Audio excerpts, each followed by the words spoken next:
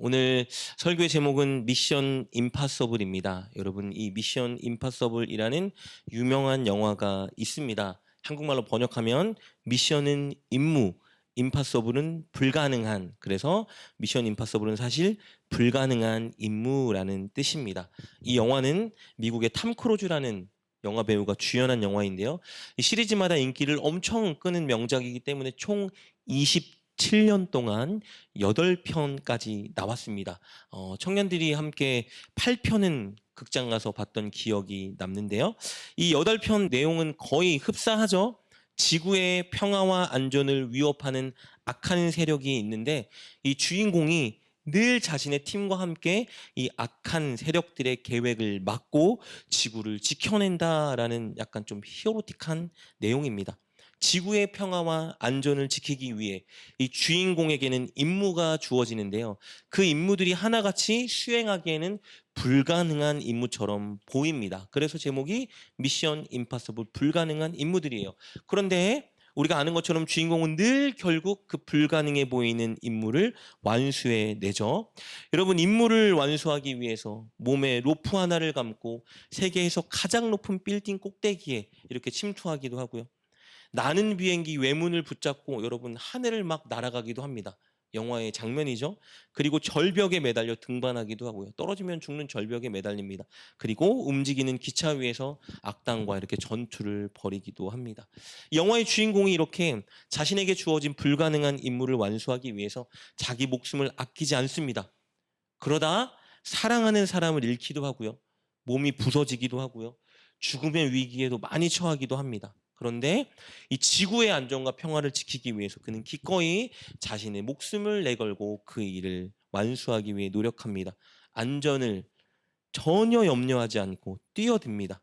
그래서 이 영화의 주인공은요, 영화 안에서 대체 불가능한 존재예요.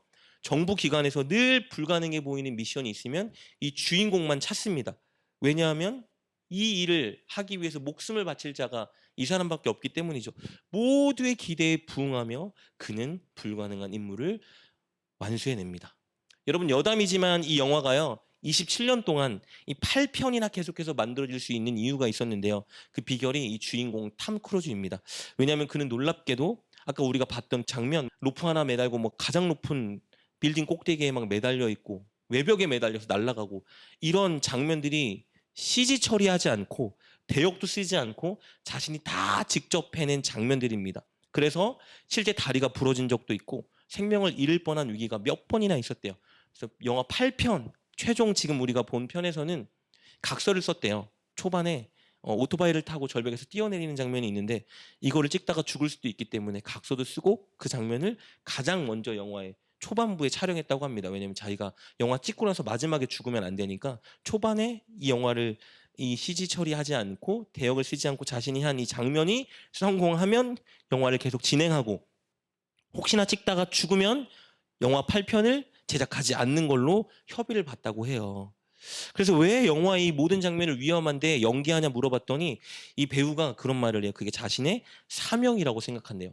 자기 영화를 보는 관객들이 진짜 스릴 있고 실제적인 영화 장면을 보면서 이 감격을 느꼈으면 좋겠다라는 마음 때문에 자신이 실제 위험함에도 불구하고 그 모든 장면들을 다 촬영해낸다고 합니다. 그러니까 이런 그의 태도를 아는 관객들이 이 탐 크루즈라는 배우를 존경하고 이 영화가 개봉하면 다들 극장으로 몰려드는 거예요. 그러니까 영화 속 주인공도 누구도 대체할 수 없는 임무를 완수하는 자이고 이 영화 속 주인공을 연기하는 탐 크루즈라는 배우도 누구도 대체할 수 없는 배우가 된 것이죠. 영화 속 주인공도, 영화 속 주인공을 연기하는 배우도 말씀드린 것처럼 대체 불가합니다. 그들에게 주어진 다른 사람들은 결코 해낼 수 없는 불가능한 임무들을 그들은 완수해 냅니다. 미션 임파서블이라는 제목, 불가능한 임무지만 그들은 미션 파서블, 가능한 임무로 바꾸어내는 것을 우리가 보게 됩니다. 여러분, 오늘 말씀 우리가 살펴본 본문은요, 예수님께서 제자들에게 하나님 나라 백성답게 사는 방식을 말씀해주고 있는 내용이에요. 앞으로 너희들은 꼭 이렇게 살아야 돼 라고 당부하신 장면입니다. 그런데 제자들에게 말씀하신 그 내용이 순종하고 수행하기에는 정말 불가능해 보이는 내용입니다. 미션 임파서블이에요. 왜냐하면 예수님이 오늘 본문에서 그들에게 주어진 임무가 뭐냐 하면요, 원수 같은 자를 사랑하라는 임무이기 때문입니다. 예수님은 세상이 요구하는 사랑, 세상이 당연시하는 그런 사랑, 그런 차원의 사랑이 아니라 그 차원을 뛰어넘는 사랑을 하라고 말씀하고 계세요. 원수 같은 자를 사랑하라 말씀하고 계시는 겁니다. 근데 내용을 읽어보면 너무 불가능한 내용을 예수님이 요구하신다는 것을 우리가 발견하게 됩니다. 그렇다면 먼저는 세상이 하는 사랑, 세상이 당연시 여기는 사랑이 무엇인지 한번 살펴볼까요? 우리 32절부터 34절까지 말씀인데 이렇게 기록되어 있습니다. 너희가 만일 너희를 사랑하는 자만을 사랑하면 칭찬받을 것이 무엇이냐? 죄인들도 사랑하는 자는 사랑하느니라. 너희가 만일 선대하는 자만을 선대하면 칭찬받을 것이 무엇이냐? 죄인들도 이렇게 하느니라. 너희가 받기를 바라고 사람에게 꾸어주면 칭찬받을 것이 무엇이냐? 죄인들도 그만큼 받고자 하여 죄인에게 꾸어주느니라. 여러분, 세상이 하는 사랑은 어떤 방식입니까? 32절이죠. 나를 사랑하는 사람만 사랑하는 것이 세상에 사랑하는 방식이에요. 33절은 뭐라고 말합니까? 내게 선대하는 사람에게만 선대하는 것이 세상이 사랑하는 방식이라 말합니다. 34절이죠. 받기를 바람으로 주는 것이 세상에 하는 사랑이래요. 즉, 내가 줄 때 나에게도 도로 줄 수 있는 그 사람들에게만 주는 것이 세상에 말하는 사랑이라고 말하는 거예요. 이렇게 내게 유익이 되고 내게 무언가 반응이 돌아오고 내가 했을 때 좀 내 마음을 충족시켜 줄 만한 것들을 하는 것, 이것이 세상이 말하는 상식적인 행동입니다. 왜냐하면 우리가 살아가는 이 세상은요, 상호성의 법칙으로 돌아가기 때문이에요. 여러분, 상호성의 법칙은 뭐냐면요, 받은 만큼 주라, 준 만큼 받으라, 이거예요. 서로 상호간에 주고받는 일을 하며 우리는 살아갑니다. 내가 누군가에게 무엇을 주었으면 당연히 그 사람도 나에게 줘야지. 당연한 얘기죠, 여러분. 혹은 내가 누군가에게 받았다면 나도 당연히 그 사람에게 줘야죠. 상호속의 원리. 나쁜 것은 결코 아닙니다. 잘못된 것도 아니죠. 그래서 내가 주었는데 나에게 주지 않는 자, 내가 섬긴 만큼 알아주지 않고 나에게 섬기지 않는 자, 어떻게 해요? 손절해야죠. 그것이 지혜라고 말합니다. 그런 사람에게 계속 주는 건 어리석고 미련한 일이라고 말해요. 그런데 예수님은 이런 삶에 익숙해져 살아가는 우리에게 너무 불가능해 보이는 인물을 오늘 말씀해주고 계세요. 35절 말씀 이렇게 기록되어 있습니다. 오직 너희는 원수를 사랑하고 선대하며 아무것도 바라지 말고 꾸어주라. 여러분, 가능한가요? 원수를 사랑하고 선대하며 아무것도 바라지 말고 그에게 꾸어주래요, 여러분. 완전 미션 임파서블이죠. 원수 같은 자를 사랑하고 선대하고 아무것도 바라지 말고 그들에게 우리는 줄 수 있을까? 여러분, 내용을 더 자세히 살펴보면 더 불가능해 보이는 것처럼 느껴집니다. 이 원수 같은 자들이 어떤 자들인지 조금 더 구체적으로 볼까요? 우리 27절부터 30절까지 말씀 이렇게 기록되어 있습니다. 그러나 너희 듣는 자에게 내가 이르노니 너희 원수를 사랑하며 너희를 미워하는 자를 선대하며 너희를 저주하는 자를 위하여 축복하며 너희를 모욕하는 자를 위하여 기도하라. 너의 입뺨을 치는 자에게 젖뺨도 돌려대며 내 겉옷을 빼앗는 자에게 속옷도 거절하지 말라. 내게 구하는 자에게 주며 내 것을 가져가는 자에게 다시 달라 하지 말며. 여러분 보세요. 어떤 사람들이냐면 27절입니다. 원수, 너희를 미워하는 자. 28절 볼까요? 너희를 저주하는 자, 너희를 모욕하는 자. 29절은 뭐라고 말합니까? 너의 입뺨을 치는 자, 너의 겉옷을 빼앗는 자. 여러분, 당시의 겉옷은요 거의 전재산과 같은 것입니다. 그리고 30절은 뭐예요? 나에게 주지도 않으면서 그저 달라고 하는 자. 여러분, 이런 사람을 우리가 어떻게 사랑하고 선대하고 축복하고 기도해 줍니까? 예수님이 그런데 하라고 말씀하고 계세요. 이런 원수 같은 자들을 축복하고 그들을 위해 기도하고 그들이 원할 때 주라고 말씀하십니다. 그리고 덧붙이세요. 그런 사람들을 비판하지 말고 용서해 주라 하십니다. 37절이요. 비판하지 말라. 그리하면 너희가 비판을 받지 않을 것이요. 정죄하지 말라. 그리하면 너희가 정죄를 받지 않을 것이요. 용서하라. 그리하면 너희가 용서를 받을 것이요. 여러분 어떠십니까? 이거 너무 불가능한 임무 아닙니까? 세상 사람들은 절대 이렇게 못 삽니다. 누구도 이렇게 살 수 없어요. 예수님을 따르지 않는 사람들은 결코 이런 삶을 살지 않습니다. 이런 삶은 어리석고 미련하고 잘못된 삶이라고 하죠. 원수를 사랑하는 일은요, 세상의 방식이 아닙니다. 원수를 갚아야 제대로 된 방식을 살아가는 것이죠. 그런데 예수님께서 당신을 따르고 있는 제자들에게 오늘 본문에서 이 임무를 주신 거예요. 여러분, 이 임무를 주셨다는 것은 무엇을 의미할까요? 예수님의 제자들은 이 임무를 완수할 수 있다는 것을 예수님이 알고 계셨다는 거죠. 예수님은 다른 사람들은 못해도 예수님을 따르는 제자들은 이런 삶을 살 수 있는 자라 확신하고 계셨던 겁니다.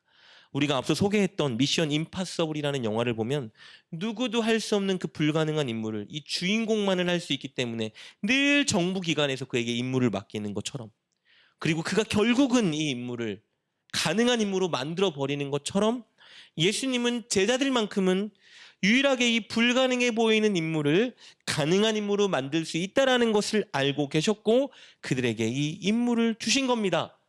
얘들아, 원수 같은 자들을 사랑해라. 그들을 선대하고 그들을 축복하고 그들을 위해 기도해주고 그들에게 나눠주고 그들을 용서해 주어라. 너희는 할 수 있어 라고 말씀하고 계신 거예요. 여러분, 저와 여러분은 예수님의 제자인가요? 우리 크리스찬이라 그러죠. 영어로 뭐예요? 크라이스트와 같은 자, 예수님과 같은 자라는 의미입니다. 기독교라고 하죠. 기독이 예수님이에요. 그리스도예요, 여러분. 우리의 정체성은 뭐냐면요, 예수님의 제자예요. 예수님 같이 예수님처럼 살아가는 자, 크리스찬, 그리스도인, 우리는 기독교인이라고 말하죠. 기독교를 믿잖아요. 그렇다면 오늘 본문에 있는 이 임무, 불가능해 보이는 이 임무를 누구에게 주고 계신 겁니까? 저와 여러분에게 주고 계신 거예요. 그래서 우리는 이거 할 수 없는 일이라고 생각하면 안 됩니다. 나는 결코 이렇게 살 수 없다라고 단정 지으면 안 돼요. 우리는 이 불가능한 이 임무를, 원수 같은 자를 사랑하는 이 임무를 수행하기 위해서 세상에서 선별되고 선택된 자들입니다. 그걸 우리가 먼저 인정해야 돼요. 근데 문제는 이것이죠, 여러분. 우리가 어떻게 불가능해 보이는 이 일을 살아갈 수 있냐? 우리의 가족이 좀만 짜증나게 해도 불같이 일어나는 성격이 우린데, 조금만 피해를 봐도 내 자존심만 건드려도 불처럼 화를 내는 우린데 어떻게 원수 같은 자를 우리가 사랑할 수 있습니까? 물을 수 있는데요. 예수님 참 친절하세요. 우리가 어떻게 이 임무를 수행할 수 있을지 그 비결을 우리에게 말씀해주고 계십니다. 두 가지 비결을 나누고 싶은데요. 첫 번째 비결은 무엇이냐? 우리를 힘들게 하는 그 원수를 바라보는 것이 아니라 하나님의 약속을 바라보라 말씀하십니다. 여러분, 38절 말씀 이렇게 기록되어 있습니다. 주라, 그리하면 너에게 줄 것이니 곧 후히 되어 누르고 흔들어 넘치도록 하여 너에게 안겨주리라. 너희가 헤아리는 그 헤아림으로 너희도 헤아림을 도로 받을 것이니라. 여러분, 예수님은요, 원수에게 주라 말씀하세요. 근데 그 뒤에 구절이 정말 중요합니다. 뭐라고 말씀하세요? 한 가지 중요한 약속을 덧붙이십니다. 주면 어떻게 하시겠대요? 하나님 아버지께서 우리에게 주신다는 약속이에요. 그런데 적당히 주지 않겠다고 하세요. 후히 되어 누르고 흔들어 넘치도록 주겠다 우리에게 약속하고 계십니다. 원수를 어떻게 사랑할 수 있냐고요? 우리가 선하고 악하고의 문제가 아니에요. 하나님의 약속을 믿느냐 믿지 않느냐의 문제입니다. 하나님이 말씀하세요. 내가 적당히 줄 것이 아니라 넘치도록 너에게 줄 것이야. 그러니 주라.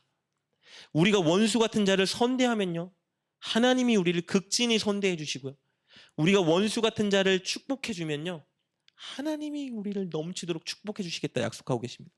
우리가 원수 같은 자에게 주면, 베풀어 주면 하나님이 우리의 차고가 넘치도록 부어준다 말씀하고 계시고요, 우리가 그들을 비방하지 않고 용서해 주면 하나님이 우리를 용서해 주겠다 말씀하고 계시는 거예요.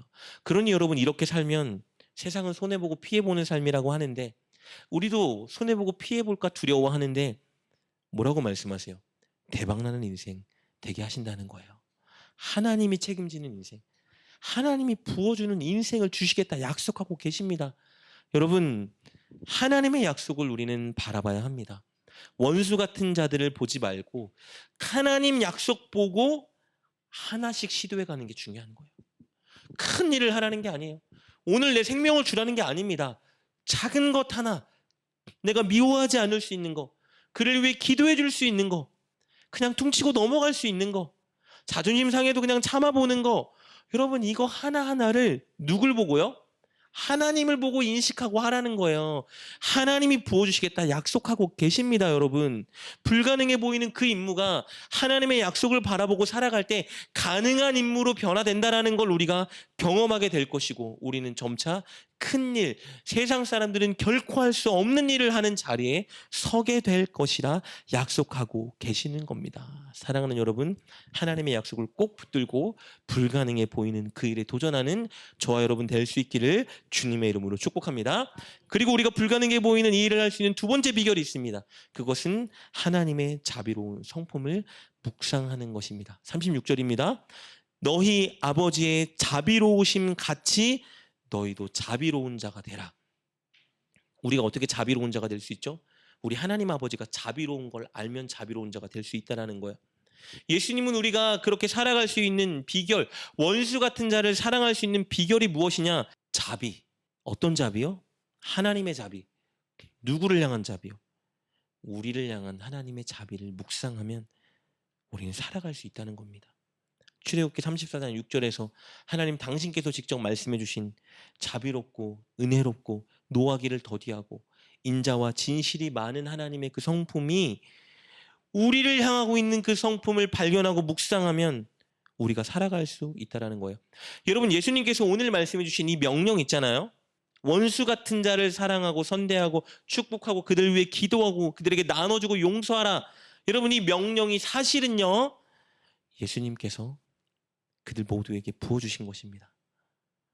당신께서 다 하신 일이에요. 예수님이 다 하신 일이라고요. 여러분이 제자들 3년 동안 사랑했는데 어떻게 했죠? 마지막 때 예수님 십자가에 끌려갈 때 다 도망갔습니다. 예수님을 저주했죠. 베드로는 예수님을 3번이나 저주했습니다, 여러분. 모두가 예수님, 십자가에 달린 예수님을 조롱하고 비난했어요. 그들에게 예수님이 뭐 해주셨죠? 십자가에서 하나님께 뭐라 기도했습니까? 아버지, 저들의 죄를 용서해 주시옵소서. 용서하셨죠. 그들 왜 기도하셨죠. 마지막 붙잡혀가는 그날까지도 요한복음은 분명히 우리에게 제시해줍니다. 끝까지 자기의 사람들을 사랑하셨다 말씀해주고 계세요. 배신자, 원수 같은 자를 위해 십자가에서 당신의 생명을 내어주셨습니다. 본으로 보여주셨어요. 이것이 불가능한 일이 아니라 할 수 있는 일이라는 걸 예수님이 우리에게 보여주셨습니다. 저와 여러분을 위해 십자가에 달려 당신의 목숨을 내어주셨어요. 우리가 죄인일 때, 우리가 연약할 때, 우리가 예수님을 부인할 때, 예수님 반대편에 서서 살아갈 때 예수님이 저와 여러분을 포기하지 않았잖아요. 예수님이 저와 여러분을 예수님을 믿는 자리로 오늘까지 인도해 주셨잖아요. 여러분, 저와 여러분이 예수님 믿고 잘 살았습니까? 우리가 예수님 말씀에 늘 순종하고 살고 있나요? 아니요. 늘 고집 부리고 있죠. 우리가 하고 싶은 대로 하잖아요. 그리고 주일날 와서 예수님께 복 달라 기도하고 구원받게 해달라 기도하는 게 우리의 모습 아닙니까? 그런데 이런 우리를 내치지 않으세요. 맞죠? 품어주시고 믿음을 주시고 예수님 말씀대로 살아갈 수 있도록 기다려주고 계십니다. 여러분, 원수를 선대하고 사랑하고 축복하고 그들에게 나눠줄 수 있는 그 모든 행위를 사실 예수님이 우리에게 다 하고 계시는 일이에요.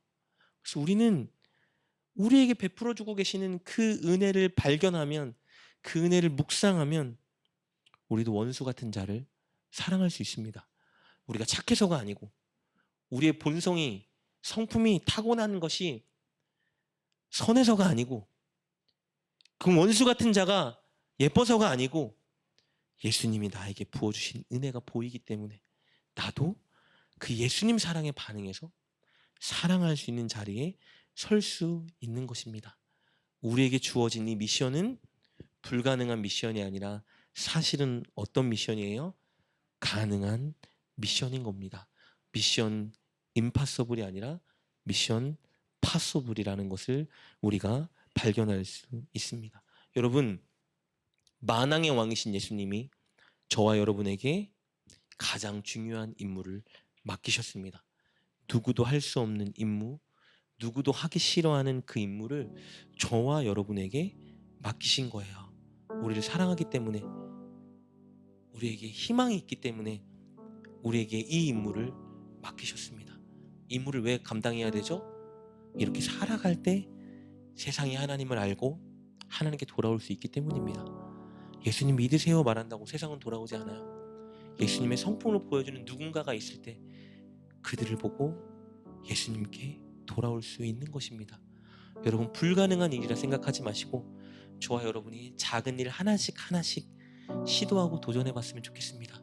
원수 같은 자를 위해서 축복 못 해주겠으면 그를 위해 기도해 줍시다. 원수 같은 자를 사랑할 수는 없으면 그를 정죄하는 것은 멈추는 자리에 섰으면 좋겠어요. 하나하나 나눠줘 보는 자리에 섰으면 좋겠습니다. 그럴 때 예수님처럼 우리도 그들을 품고 구원의 자리로 인도하는 그런 삶을 살아갈 수 있을 것입니다. 그것을 위해 여러분께 도전하고 싶은데요, 여러분 무조건 주님의 약속을 붙잡으십시오. 내가 베풀고 섬기고 사랑할 때 손해보는 자리가 아니라 대박나는 자리로 넘치도록 부어주신다고 한 그 약속을 한번 믿어보고 그 약속 바라보고 우리 하나님 말씀에 순종하는 삶을 삽시다. 그리고 늘 저와 여러분에게 베풀어 주신 그 은혜를 좀 묵상하는 시간을 가졌으면 좋겠습니다. 하루를 시작할 때, 하루를 마칠 때 여러분에게 베풀어 주신 그 은혜가 얼마나 큰지 여러분 묵상하고 곱씹고 기도했으면 좋겠습니다. 그때 우리도 기꺼이 십자가의 삶을 살아갈 수 있을 것입니다. 원수 같던 우리, 죄인이었고 연약했던 우리를 사랑해 주신 그 예수님의 사랑이 저와 여러분을 통해 반드시 세상을 향해 펼쳐나가게 될 것입니다. 여러분, 오늘 하나님의 약속을 붙잡고 우리에게 베풀어 오신 놀라운 성품을 붙잡고 하나님 불가능해 보이는 그 미션을 우리도 수행하며 살겠습니다. 우리 주변에 주님이 찾는 그 사람, 주님께로 인도하길 원하는 그 사람들을 사랑하고 섬기는 삶을 오늘부터 시작하겠습니다. 우리 함께 주어진 말씀을 붙들고 하나님께 결단하며 기도하며 나가겠습니다. 함께 기도합시다.